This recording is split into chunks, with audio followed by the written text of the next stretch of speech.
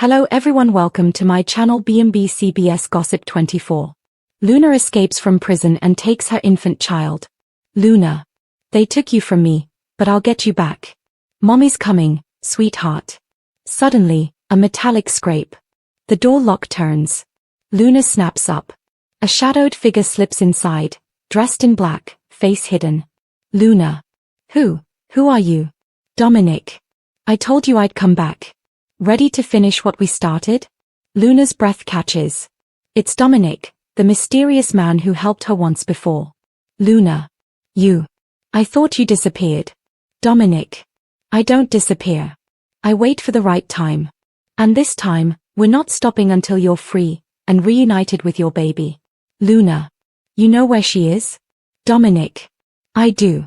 The baby's been moved, protective custody, hospital ward under state supervision. But I can get you in. Luna. Then let's go. Tonight. Dominic tosses her a bundle of clothes. Black hoodie, jeans, gloves. Dominic. Put these on. We have 20 minutes before shift change. Luna's shaking hands clutch the clothes, resolve hardening behind her tears. Extension Lay County Women's Prison. Service exit, night. Two guards smoke behind the dumpsters, laughing about a football game. They don't notice the shadowy figures slipping through the maintenance gate, Luna and Dominic. A van idles nearby, headlights off. Dominic opens the side door. Dominic. Get in. And once we're out of sight, no hesitation. You'll have to act fast. Luna climbs in. Her jaw tightens. Luna. I've waited long enough. The van disappears into the night. The next day, the Forrester offices buzz with chaos. News alerts flash on phones. Rich Forrester bursts into the design room, face tight with worry. Rich. Tell me this isn't true. Luna Nozawa escaped prison last night? Hope. Reading from her tablet. It's all over the news, Rich. They said she had help, a professional job. She vanished without a trace. Steffi. She's dangerous. She's obsessed with that baby. If she's out there, she'll go after her. Hope. You really think she'd do that? Steffi. I know she would. You didn't see her in that courtroom. She wasn't broken, she was waiting. Rich. Someone helped her, and I'll bet it wasn't random. Security guards patrol the quiet halls. Inside a softly lit room, a tiny newborn girl lies sleeping in a cradle. The name tag reads, Baby Nozawa. A nurse checks the chart, yawns, and exits. Moments later, a shadow crosses the window. The lock clicks open. Luna steps in. Her face floods with emotion as she sees her baby. Luna. Hi, my little girl. Mommy's here. She gently lifts the baby, rocking her close. Luna. They said I wasn't fit to raise you, that I'd ruined everything. But they don't know us, do they? They don't know what we've survived. Behind her, Dominic peers down the hall. Dominic. We've got 3 minutes before someone checks this wing. Luna. I can't just leave without. Suddenly, an alarm blares. Dominic curses. Dominic. Someone tripped the motion sensor. Move. Luna cradles the baby and runs. Red lights flash as sirens wail in the distance. Dominic and Luna dart between cars. She clutches her daughter against her chest, panic and fierce love in every breath. Luna. She's shaking, she's cold. Dominic. Get her in the car. We'll warm her up on the way. They jump into a black sedan. Dominic slams the door and hits the gas. As they speed away, hospital guards pour into the parking lot, shouting. Katie Logan sits at her kitchen table, scrolling through the news. She nearly drops her phone when the headline flashes. Breaking. Luna Nozawa escapes prison, kidnaps her newborn daughter. Katie. Oh, my God. Bill Spencer enters, holding coffee, oblivious. Bill. What's wrong? Katie. Turning screen to him. This. Bill, she took the baby. Bill freezes, his face draining of color. Bill. What do you mean she took the baby? Katie. She broke out last night. She's on the run with that man who helped her before. Bill. Rage boiling. That child's in danger, and so is Luna. If she's desperate enough to do this, she's not thinking straight. Katie grabs his arm. Katie. You still care about her, don't you? Bill looks away, silent. Katie. You always did. Bill. I care about that baby. And I won't let this end in tragedy. He grabs his phone. Bill. To phone. Justin, it's Bill. Get my jet ready. I want eyes on every road out of LA. Luna's not vanishing again. Int. Safe house, night. The baby sleeps in a blanket on the couch. Luna watches over her, humming softly. Dominic stands near the window, scanning the empty road outside. Dominic.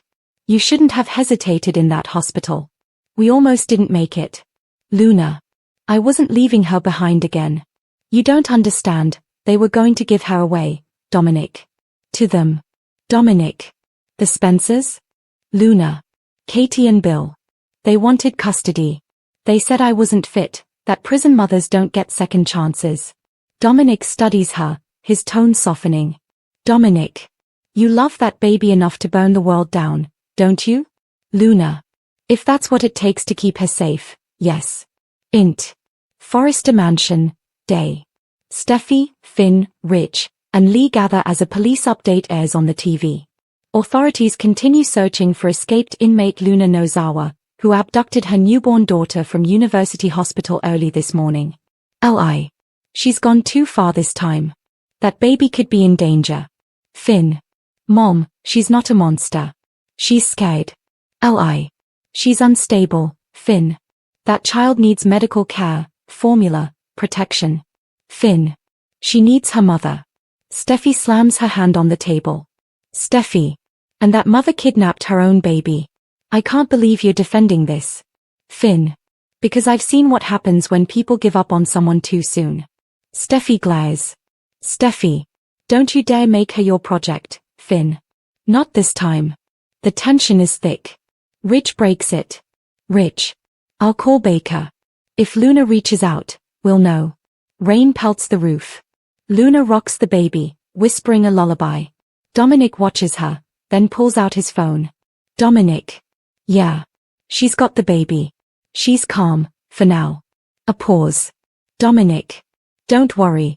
I'll bring them in when the time's right. He hangs up, conflicted. Luna. Who was that? Dominic. No one.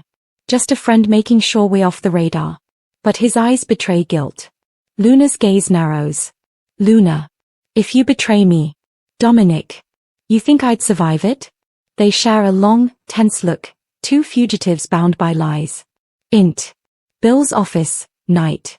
Bill stands before the city skyline, phone pressed to his ear. Bill. You find that baby, Baker. I don't care what it takes. Luna's desperate, she'll do something reckless. We're working every lead. She can't hide forever. Bill hangs up, staring out at the night. Bill. Don't make me lose you too, Luna. A helicopter hums faintly in the distance. Inside, Luna wakes to a strange silence. No baby crying. No Dominic. Her heart stops. Luna. No, no, no, no. She rushes to the couch, the blanket is empty. The baby is gone. She runs to the door, it's ajar. Outside, tire marks in the mud lead into the trees. Luna. Dominic. Her scream echoes through the hills. Int. Unmarked van, moving, day. Dominic drives fast, baby carrier in the backseat. His phone rings. Bill. You did the right thing. Bring her to me. Both of them will be safe once Luna's back in custody. Dominic glances at the rearview mirror, guilt flickering in his eyes. Dominic. She'll never forgive me. Bill. You weren't hired for forgiveness. Dominic grips the wheel tighter. Extension Forest Road, day. Luna races down the muddy road, soaked in rain, desperation in every step.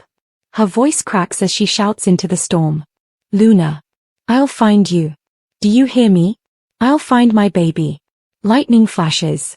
Her silhouette stands defiant against the dark sky. Luna sat on the edge of her narrow cot, clutching a worn piece of paper. It was the only thing that kept her sane, a letter from her mother, Poppy, promising that she wouldn't stop fighting for her freedom. But deep down, Luna had stopped believing in promises. Everyone had turned their backs. Even Finn, her cousin who'd once defended her, had gone quiet. I'm not a monster, Luna whispered to herself, tears glistening in her eyes. I just made one mistake. The metallic clang of a door jolted her from her thoughts. Footsteps echoed down the corridor, heavy, purposeful. A guard appeared, his flashlight slicing through the dim light. "Nozawa," he barked. "You've got a visitor." Luna frowned. "A visitor? At this hour?" The guard shrugged. "That's what the paperwork says. Names, doesn't say." Her stomach fluttered uneasily as she stood. Who would come see her now? Everyone she knew was done with her. The room was cold, impersonal, a line of tables and chairs separated by plexiglass. A single camera blinked red from the ceiling corner. Luna took her seat, chains rattling softly as she rested her hands on the table. A door opened on the other side, and a man stepped through. Tall, broad-shouldered, dressed in a dark suit that looked far too expensive for this place. His face was shadowed beneath the brim of his hat. He sat opposite her, his movements slow and deliberate. For a long moment, neither spoke. Finally, Luna found her voice. "Who are you?" The man smiled faintly, a hint of charm mixed with danger. "Let's just say, a friend of your mother's." Luna blinked. "My mother? Poppy sent you?" "Not exactly." He leaned closer, lowering his voice. "I knew your father." Luna froze. Her heart stuttered. "My father?" The man's eyes gleamed. "Yes. Bill Spencer." Her world tilted. "Bill." He chuckled softly. "Relax. I'm not here on his orders. But I owe him, and by extension, I owe you." "The offer." Luna's voice trembled. "If you owe him, then tell him to help me. He could." The man raised a hand.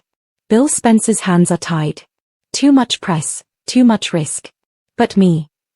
He leaned closer, lowering his tone until it was barely a whisper. "I don't answer to the law." Luna frowned. "What do you mean?" "I mean," he said, his voice smooth as silk, "I can get you out of here." Her eyes widened. You can't just say that. There's security, guards, cameras." He tilted his head, a faint smile ghosting over his lips.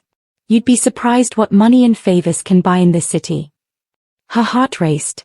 It sounded impossible, but then again, everything about this man felt unreal. "Why?" she whispered. "Why would you help me?" "Because," he said simply, "I don't believe you belong here. And because I need something in return." "The deal." Luna's pulse pounded in her ears. "What do you want from me?" The man leaned back, watching her with calculated calm. "When you're free, I'll contact you. You'll owe me a favor. Nothing criminal. Just something that will balance the scales." Luna hesitated. It sounded too good, or too dangerous. "And if I say no?" He smirked. "Then you stay right where you are. Forgotten. Alone." She looked down at her chained hands, then up at him. "What's your name?" He hesitated just long enough to make her uneasy. "Call me Dominic," he said. Dominic.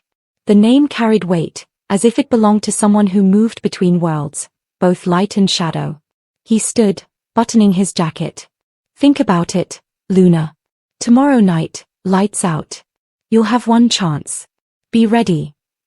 And with that, he turned and walked away, leaving her staring after him, her heart hammering. Luna lay awake, staring at the ceiling. The words replayed over and over. "I'll bring you out of jail." Could she trust him? Could she risk it? Part of her screamed no, that this was madness, that she'd end up worse off. But another part whispered that this was her only chance. Her freedom. Her redemption. She turned to the small photo of her and Poppy taped to the wall. "Mom. I'm coming home," she whispered. The prison was silent. The clock ticked past midnight. In her cell, Luna sat upright, heart pounding. Every creak of the building made her flinch. Then, the sound of footsteps. Not the rhythmic stomp of a guard's patrol, but softer. Intentional. Her door clicked. Luna froze. Slowly, the lock turned, once, twice, and then the door opened. Dominic stood there, dressed in black from head to toe, a guard's keycard dangling from his hand. "Ready to go?" he asked quietly. Luna's voice shook. "You actually came." "I don't make promises I can't keep." He handed her a dark hoodie and a baseball cap. "Put these on." Stay behind me. Don't speak. Her heart raced as she obeyed, slipping into the disguise. They moved quickly, down the narrow corridor, past sleeping inmates, through a side exit that led into the maintenance tunnel. Every second felt like an eternity. Finally, they reached a rusted door at the end of the tunnel. Dominic punched a code into a hidden keypad. The door hissed open. Cold night air hit her face. Freedom. For the first time in months, Luna felt alive. Extension industrial alleyway. Night. Dominic led her to a black SUV parked in the shadows. Get in, he said. Luna hesitated. Where are we going? Somewhere safe. As they drove through the city, she stared out the window, the bright lights of LA flashing past. It felt like a dream, too fragile to be real. Finally, she turned to him. You risked everything to get me out. Why? Dominic's eyes stayed on the road. Because your story isn't over yet. And because someone powerful wants you to stay alive. Luna frowned. Who? He smiled slightly. Let's just say, you have friends you don't even know exist. They arrived at a secluded house on the outskirts of town. Dominic opened the door, gesturing her inside. It was sparsely furnished but warm, with a small kitchen and a couch. You'll stay here, he said. For now, no phones, no internet. The fewer people know, the better. Luna nodded slowly. And then what? He met her gaze. Then, we decide who you want to be, the victim everyone pities, or the woman who takes back her life. Her heart pounded. I want to take it back. He smiled approvingly. Good. Then rest. Tomorrow, your real story begins. The following morning, the Forrester office buzzed with breaking news. Hope rushed into the design room, phone in hand. You guys, you're not going to believe this. Luna Nozawa escaped from prison last night. Steffi froze mid-step. What? Ridge frowned. How's that possible? She was under federal watch. Hope shook her head. They don't know. The guards say she just vanished. Steffi's jaw tightened. Then whoever helped her knew exactly what they were doing. Int. Poppy's apartment, same time. Poppy sat on the couch, frozen, as she watched the breaking news report. Inmate Luna Nozawa escaped custody sometime after midnight. Authorities have launched a citywide search. Her hand trembled around the remote. Luna, she whispered, tears filling her eyes. Was her daughter in danger again? Or had she found a way to save herself? Poppy didn't know. But one thing was certain, she would find her. No matter what it took. Luna awoke to sunlight streaming through the blinds. Dominic sat across from her, sipping coffee. He looked oddly calm, as if breaking someone out of prison was a routine chore. Sleep well, he asked. She nodded slowly. As well as someone who just became a fugitive can. He smirked. You'll get used to it. Her expression darkened. This isn't over, is it? No, he said. It's just beginning. You've got people to confront, truths to uncover, and a life to reclaim. Luna exhaled, resolve hardening in her eyes. Then let's start, she said. Dominic smiled, the kind of smile that promised both salvation and danger. I knew I liked you, he said. Welcome back to the real world, Luna Nozawa. Will Spencer freaks out. At the mansion, Will Spencer freaks out to Bill Spencer and Katie Logan. The young man is worried about Elektra bailing on him. Katie says she's sticking around now, so there's no reason to worry. However, Will says that he just can't lose Elektra over Luna's trickery. Bill takes responsibility, but Katie blames Lee. John Finnegan versus Lee Finnegan. Lee is at the hospital working in her office. Finn enters and Lee instantly braces herself. The younger doctor tells his mother, Luna is alive because of you. Read this. Find out what happened on the last episode of B&B. Lee tries to explain, she was trying to help. Poppy barges in and says Finn summoned her there. Finn says that Luna is alive.